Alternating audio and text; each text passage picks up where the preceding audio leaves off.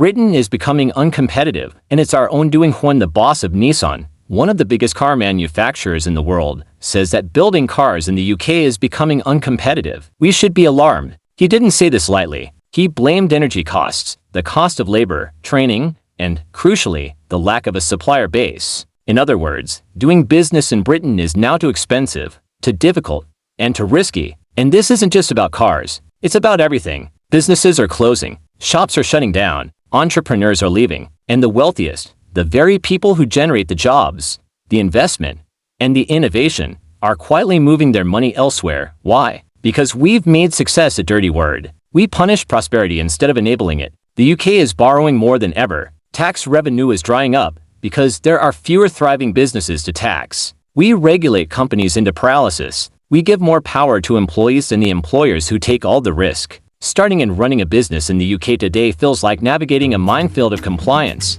red tape, and bureaucracy. It's anti-business, and without business, there is no wealth, no growth, no future.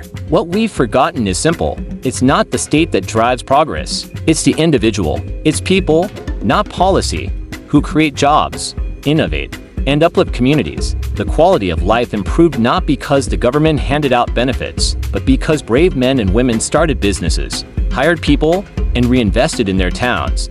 Now, we're creating a generation that's encouraged to sit back and collect, a nation of entitlement, a society that discourages ambition and glorifies victimhood. And with waves of unskilled immigration, this mindset is reinforced and spreads, not out of malice, but because people see this as the new normal. This is how mediocrity becomes policy. We need to flip the switch, get people working, restore the rights of employers, make it easier to hire, to grow, and yes, to become rich. The wealthy should be encouraged to stay here, build here, spend here. You don't help the poor by making the rich poorer. You help the poor by allowing wealth to grow. Have we learned nothing from history? Germany and Japan were left in ruins after WWI, yet both rose to become economic powerhouses. Why? Because they let businesses lead. They removed the shackles and let innovation thrive. The UK must stop punishing those who try to build something. It's not complicated. Let business be the boss. Let Britain be open for growth again.